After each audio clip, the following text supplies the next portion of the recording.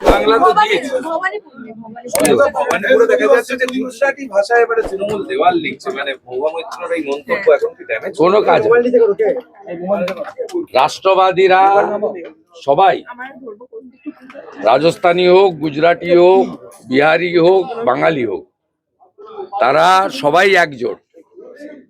এবারে তৃণমূলকে তারা বিসর্জন দেবে।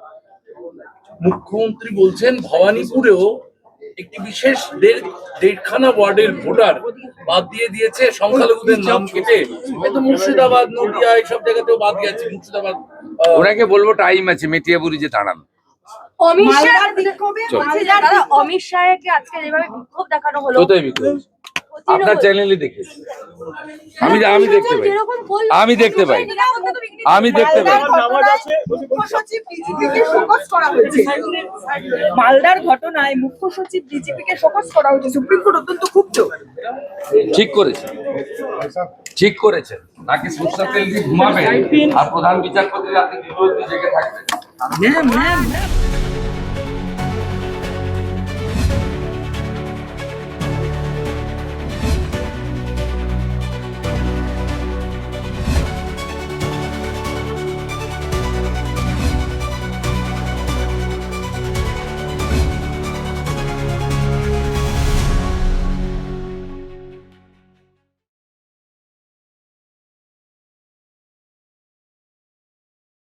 সভাপতি সমিত দাস সবিস্তারে সব বলেছেন। আমি শুধু দুটো বিষয় আপনাদেরকে বলবো। একটা হচ্ছে ক্রমাগত জুডিশিয়ারির উপরে আক্রমণ। এই পশ্চিমবাংলায় বিগত 5 বছর ধরে সবচেয়ে বেশি আপনারা দেখেছেন। যদি অতীতে যান 2021 সালে মমতা বন্দ্যোপাধ্যায় নন্দীগ্রাম নির্বাচন নিয়ে একটি মামলা করেছিলেন, যদি সেই মামলা তিনি নিজেই উত্থাপন করেননি। উত্থাপন করার দায়িত্বটা আমার ছিল না, ওনারই ছিল। যেহেতু ডকুমেন্ট ছিল না, কানে শুনে সব লিখে দিয়েছিলেন, তাই মামলাটা হেরে যাবে, তাই তিনি মামলা তোলেননি। সেটা অন্য বিষয়। তো মামলাটা প্রথমে প্রধান বিচারপতি, সম্মানীয় বিচারপতি কৌশিক চন্দ্রকে অ্যাসাইন করেছিলেন দায়িত্বভার। তাতে মমতা বন্দ্যোপাধ্যায়ের খুব মশা হয়েছিল।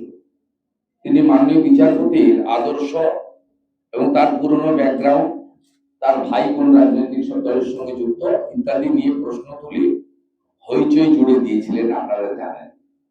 তারপরে মাননীয় বিচারপতি কৌশিক চন্দ্র সেই মামলা ছেড়ে দেন, কিন্তু তিনি 5 লক্ষ টাকা ফাইন করেন। স্বাধীনতার পরে আমরা যে 30-32 বছর আমি রাজনীতি করছি, শ্রমিকরা আরো বেশি হবে, তাতে কানাইবাবু হয়তো আরো একটু বেশি হবে, তাতে কখনোই আমরা এই ধরনের উদাহরণ দেখিনি যে কোনো প্রতিষ্ঠিত রাজনৈতিক ব্যক্তিত্ব, নির্বাচিত জনপ্রতিনিধি, তাকে 5 লক্ষ টাকা নিজের রোজগারের টাকা থেকে চেকে ফাইন দিতে হয়েছে। এটা একটা নজির। তারপর থেকে ক্রমান্বয়ে প্রাক্তন বিচারপতি অভিজিৎ গাঙ্গুলি থেকে আমাদের বিশ্বজিৎ বসু অবসরপ্রাপ্ত বিচারপতি থেকে সিনিয়র জাস্টিস রাজাশেখর মান্থার বাড়িতে পোস্টার ফেলা থেকে লাগাতার আক্রমণ আপনারা দেখেছেন। শেষ আইপ্যাকের অফিস থেকে ইডির তল্লাশিতে বাধা দিয়ে ফাইল এবং মোবাইল ফোন চুরি করে নিয়ে গিয়ে মমতা ব্যানার্জি সতর্কে ঘোষণা করেছিলেন, আমি ফাইলগুলো কাড়িয়ে নিয়ে এলাম। সেদিনও যখন ইডি গেছিল মাননীয় বিচারপতি সুব্রা ঘোষের এজলাসে, তখনও দেখেছেন যে কসবা ল কলেজ থেকে, যোগেশচন্দ্র ল কলেজ থেকে মাননীয় চন্দ্রিমা ভট্টাচার্যের নেতৃত্বে ল স্টুডেন্টদের এনে এজলাস ভণ্ডুল করা হয়েছে। তাই এই রাজ্যে গণতন্ত্রের একটি অন্যতম স্তম্ভ জুডিশিয়ারি এবং লোয়ার জুডিশিয়ারি থেকে আপার জুডিশিয়ারি কলকাতা হাইকোর্টকে অলরেডি থ্রেট কালচারের সামনে পড়তে হয়েছে। এটা প্রমাণিত, ভুরি ভুরি অভিযোগ হয়েছে। গতকাল এসআইআর এর শুনানি ছিল সুপ্রিম কোর্টে। সেখানে বিচারপতিরা সব দেখে শুনে 2টি মন্তব্য করেছিলেন, মানে অনেক মন্তব্যই করেছেন, 2টো মন্তব্য খুব গায়ে লেগেছিল তৃণমূল কংগ্রেসের। একটা ছিল যে ট্রাইব্যুনালে আবেদন যারা করবেন তাদের সবটা দিকটা দেখে শুনে নিয়ে সিদ্ধান্ত নেবে ট্রাইব্যুনাল। তার মানে এই নয় যে তারা এই নির্বাচনে ভোট দিতে পারছেন না, মানে আগামী কোন নির্বাচনে ভোট দিতে পারবেন না, তার মানে এই নয়। এটা একটা কথা বলেছিলেন। আর ফর্ম 6 নিয়ে বলেছিলেন যে নমিনেশন ফাইলের শেষ দিন পর্যন্ত ফর্ম 6 নেওয়া যেতে পারে, নেওয়া হয়।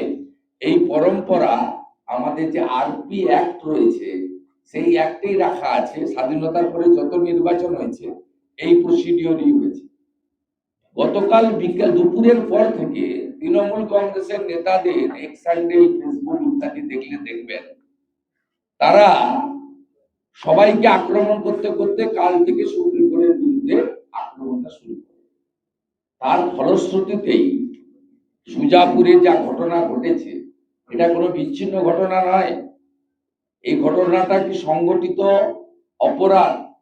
এই সংগঠিত অপরাধ কলকাতা থেকে তৃণমূল কংগ্রেসের মাথারা সংগঠিত করেছেন, কার্যকর করার দায়িত্ব দিয়েছেন সাবিনা ইয়াসমিনকে, যিনি নিজের নির্বাচন কেন্দ্রে গত লোকসভা নির্বাচনে হেরেছেন। এই নির্বাচনেও নিজের নির্বাচন কেন্দ্রে তৃণমূল কংগ্রেস তাকে লড়াই করানোর বা লড়াই করার সুযোগ দেওয়ার সাহস দেখাতে পারেননি। এবং তিনি হলেন প্রধান কারিগর, ইমপ্লিমেন্টেশন পার্টি আর পরিকল্পনার পার্টি, বিহাইন্ড দ্য স্ক্রিন আর্কিটেক্টার এবং পুরো পরিকল্পনাটা এই কলকাতা থেকে মমতা বন্দ্যোপাধ্যায়ের নেতৃত্বে তৃণমূল কংগ্রেসের উপর থেকে করা হয়েছে আক্রমণটা সুপ্রিম কোর্টের এই মন্তব্যগুলোর পরে। এটা ভীষণ অ্যালার্মিং। আমি প্রথমেই ধন্যবাদ দেব কেন্দ্রীয় আধা সামরিক বাহিনীকে। তারা ধৈর্যের পরীক্ষা দিয়েছেন। আমাদের 3 জন মাননীয় মহিলা বিচারপতি সহ 8 জন বিচারপতিকে তাদের ব্যক্তিগত শারীরিক নানা রকম সমস্যার পরেও তারা অনেকক্ষণ ধরে তারা অত্যন্ত ধৈর্যশীল হিসাবে তারা এটা মোকাবিলা করেছেন এবং গতকাল গভীর রাত্রে বা মধ্যরাত্রে তারা মুক্তি পেয়েছেন। আজকে সুপ্রিম কোর্টের যে সমস্ত টিপ্পনী বা অবজারভেশন মন্তব্যগুলো এসেছে, হ্যাঁ, এটা তো অত্যন্ত মানে সামগ্রিকভাবে পশ্চিমবাংলার ক্ষেত্রে লজ্জা। যে কথাটা আমরা বলছি মেরুকরণের রাজনীতি আমরা করি না। গতকাল নন্দীগ্রামের আকিবুলের বাড়িতে যখন আমি যাই, আপনি দেখেছেন বিজেপি করার অপরাধে তাকে মসজিদে ওঠার ক্ষেত্রে ফতোয়া দেওয়া হয়েছে যে একে মসজিদে উঠতে দেওয়া হবে না, অর্থাৎ প্রার্থনা বা নামাজ করতে দেওয়া হবে। সরকারি টাকায় বসানো সাবমার্সিবল থেকে জল নিতে দেওয়া হবে না। এবং তার ভাই একটি টোটো চালায়, সেই টোটোতে ওখানে মুসলিম 5 মহল্লা 5টি গ্রামের কোনো মুসলিম লোক উঠতে পারবে না। অর্থাৎ সেই মধ্যযুগীয় বর্বরতা, সামাজিক বয়কট, সেটা আপনারা দেখেছেন। আমি সেদিনই তখনই বলেছিলাম যে মেরুকরণের রাজনীতি ভারতীয় জনতা পার্টি করে না।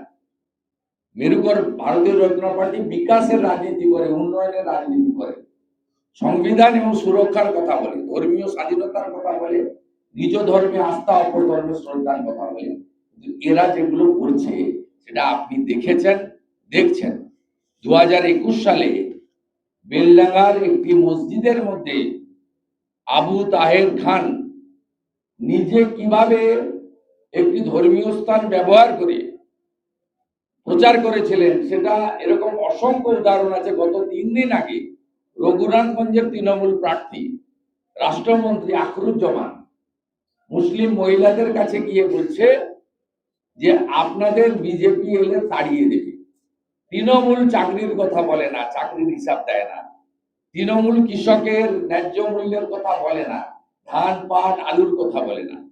তৃণমূল সেচের কথা বলে না, নদী ভাঙনের কথা বলে না। তৃণমূল পানীয় জলের জল জীবন মিশনের কথা বলে না। তৃণমূল শিল্পের কথা বলে না। তৃণমূল নারী সুরক্ষার কথা বলে না। তৃণমূল কেবলমাত্র নির্বাচন এলে বিপুল সংখ্যক মুসলিম জনগোষ্ঠী জনবিন্যাস বদলে দিয়ে যেটা হয়েছে তাকে আজকে ধর্মীয় মেরুকরণের কথা বলে, যা আজকে সুপ্রিম কোর্টের মন্তব্যের মধ্য দিয়ে গোটা বাংলায় ভারতীয় জনতা পার্টি সহ যারা অধিকাংশই যারা মুক্তমনা আলোচক তারা যে কথাগুলো বলে এসেছেন, আজকে সুপ্রিম কোর্ট সংবিধানের বড় পিলার স্ট্যাম্প লাগিয়ে দিল।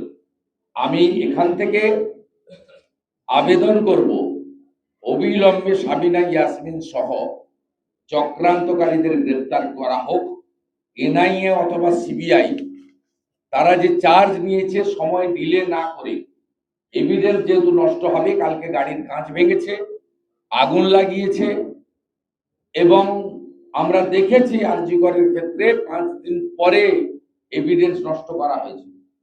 সুপ্রিম কোর্ট যেহেতু বলে দিয়েছে আজ রাত্রি 12টার মধ্যে এই কেস কালিয়াচক থানাকে হ্যান্ডওভার করে দেওয়া উচিত, এনআইএ অথবা সিবিআই, যেটা মহামান্য কোর্ট ঠিক করে দিয়েছে তাকে, এবং অবিলম্বে এদের হেফাজতে নিয়ে এই রাষ্ট্রবিরোধী, মৌলবাদী, সংবিধান বিরোধী শক্তিকে নিয়ে ব্যবস্থা গ্রহণ করা হোক। এবং অবশ্যই সাবিনা ইয়াসমিন, তিনি প্রার্থী হলে আইনের ঊর্ধ্বে যাবেন, যা খুশি করতে পারবেন, এটা নয়। কিছুদিন আগে বিহারে দেখেছেন নীতিশজির রাজত্বে নির্বাচন চলাকালীন একটি ঘটনাতে জেডিইউর একজন প্রার্থীকে গ্রেপ্তার করেছিল নীতিশজির প্রশাসন। এটাকেই বলে সুশাসন, এটাকেই বলে গভর্নেন্স। আমরা চাইব এদের বিরুদ্ধে কঠিনতম ব্যবস্থা গ্রহণ করা হোক, এবং ছোট ছোট যা ঘটনা গত 24 ঘন্টায় ঘটছে, এগুলো এই রাজ্যের পক্ষে, নির্বাচনের অনুকূল পরিস্থিতির পক্ষে মিসম্যাচ বলে আমি মনে করি। আজকে দুটো ঘটনা, সকালবেলা ডায়মন্ড হারবারে প্রার্থী দীপক হালদারকে সুবিধা পোর্টালের মাধ্যমে তার প্রচার বাধা দেওয়া হয়েছে, তাকে প্রচার করতে দেওয়া হয়নি। তিনি এসডি অফিসের সামনে রাস্তায় কয়েক ঘন্টা অবস্থানে বসেছিলেন, উঠে গেছে কিনা আমি জানি না। তিনি সকাল থেকে ডায়মন্ড হারবারের ওসিআইসি থেকে এসপি পর্যন্ত, আমি নিজে DGP mister Siddhinath Gupta, mister Ajay Ranade, police observer mister NK. Mishra এবং সিও মনোজ আগরওয়ালকে ডিটেলস ভিডিও সহ দেওয়ার পরেও আমার মনে হয়নি যে তাদের কথা নিচের তলার পুলিশ শুনছে। এই যে গ্যাপটা থেকে যাচ্ছে, ইলেকশন কমিশনের উচিত অবিলম্বে এতে হস্তক্ষেপ করা, এবং সাথে সাথে আমাদের আজকে যে র্যালি ছিল, যেটা মহা র্যালি হয়েছে, ব্যাখ্যা করে সমীক্ষা বলেছেন ঐতিহাসিক র্যালি হয়েছে, মমতা ব্যানার্জি হারা নিশ্চিত হয়েছে। সেই র্যালিরও শেষ মুহূর্তে মমতা ব্যানার্জির বাড়ির গলি থেকে যে ধরনের কেন্দ্রীয় স্বরাষ্ট্রমন্ত্রী বা বিজেপি সমর্থকদের উদ্দেশ্য করে হাতে গোনা মমতা ব্যানার্জির কোম্পানির 4র্থ শ্রেণীর কর্মচারী 7-8টি যেভাবে চপ্পল জুতো নিয়ে অঙ্গভঙ্গি করছিলেন এবং অবৈধ মাইক বাজাচ্ছিলেন, কালীঘাটের থানার ওসি এবং ডিসি সাউথ সহ দায়িত্বশীল আধিকারিকদের বিরুদ্ধে কেন ব্যবস্থা নেবে না ইলেকশন কমিশন, সেটাও আমি উল্লেখ করছি। তিনি এ ব্যাপারে কিছুই জানতেন না, মুখ্য সচিব তাকে নাকি কিছুই জানাননি, তার হাত থেকে সমস্ত অধিকার কেড়ে নিয়ে এখন রাজ্যকে অশান্তি পাকানোর চেষ্টা হচ্ছে। মুখ্য সচিব মমতা বন্দ্যোপাধ্যায়কে কিছুই জানাননি। এই মুখ্য সচিব জানিয়েছেন কি জানাননি এটা আমার বিষয় নয়। সুজাপুরের কথা বলছেন তো, এটা মমতা ব্যানার্জিকে জানানোর বিষয় নয়। তৃণমূলের লোকরা সামনে আছে, কারণ মমতা ব্যানার্জি তো লাগাতার বলছেন মহিলারা আসুন, কেন্দ্রীয় বাহিনীকে পেটান। উনি তো হাতা খুন্তি নিয়ে বেরিয়ে আসতে বলছেন, ধর্মীয় স্লোগান দিয়ে বেরিয়ে আসতে বলছেন। উনি তো বলেছেন দুদিন আগে, উনি তো উস্কানি দাতা, উনি তো বলছেন 1 মাসের জন্য ইলেকশন কমিশন। আমি তো 4 তারিখে আবার আসছি, যাদেরকে ইলেকশন কমিশন সরিয়ে দিচ্ছে তাদেরকে তো আমি পুরস্কার দেব। অতএব উনি তো পরোক্ষে বলছেন, প্রত্যক্ষভাবে বলছেন আর পরোক্ষে করাচ্ছেন। সাবিনা ইয়াসমিন কোন দলের? মমতা ব্যানার্জি যদি ক্ষমতা থাকে ঠিক আছে, প্রশাসনিক ক্ষমতা মুখ্য সচিবের হাতে। ওই ভিডিও ফুটেজে তৃণমূলের যত পঞ্চায়েত সমিতির মেম্বার, অঞ্চল সভাপতি, ব্লক সভাপতি, প্রার্থী সাবিনা ইয়াসমিন সহ যাদের দেখা গেছে, তাদের বিরুদ্ধে দলগত ব্যবস্থা নিতে পারবেন, বহিষ্কার করতে পারবেন, তিনি আবেদন করতে পারবেন যে পুলিশ তার নিরপেক্ষতা রাখে কাজ করুক, আমাদের কোনো দলের নেতা যাকে ফুটেজে দেখা যাবে তিনি পুলিশের কাছে থানায় গিয়ে আত্মসমর্পণ করুন, দেখাতে পারবেন? উনি তো বলেছেন শুক্রবার পারমিসেবল, যদিও গতকাল শুক্রবার ছিল না। উনি তো বলেছেন যে শুক্রবার একটু আধটু হবে, আমি কিছু করতে পারবো না। উনার আমলেই তো বেলডাঙ্গা রিসেন্টলি, আপনারাও মার খেয়েছেন যারা সারাক্ষণ মমতা ব্যানার্জিকে দেখান, তাদেরও পিটিয়েছে, মহিলা সাংবাদিকও ছাড় পায়নি। উনার আমলেই তো মোথাবাড়ি, ধুলিয়ান, শামশেরগঞ্জ থেকে মহেশতলা। আমি আগের কথা বলছি না, এই 1-1.5 বছরের কথা বলছি। আগের কথা বললে তো লম্বা লিস্ট হয়ে যাবে, বসিরহাট থেকে শুরু করে যদি একদম কালিয়াচক পর্যন্ত যাওয়া যায়, সে তালিকা তো বিরাট, সেটা নাইবা বললাম। ঠিক আছে, thank you. নন্দীগ্রামে একজন তৃণমূল কর্মীর মৃত্যু হয়েছে, যেটা নিয়ে চন্দ্রিমা ভট্টাচার্যরা বলছেন যে তাকে পিটিয়ে খুন করা হয়েছে। আমি উত্তর দেবো না, ওর বাড়ির লোক বলে দিয়েছে। না, ওর বাড়ির লোক মানে তৃণমূল কি আবার সেই লাশের বাড়ির লোক বলে দিয়েছে, তৃণমূল এখন কান দিয়ে দেখছে, তৃণমূল কান দিয়ে দেখছে।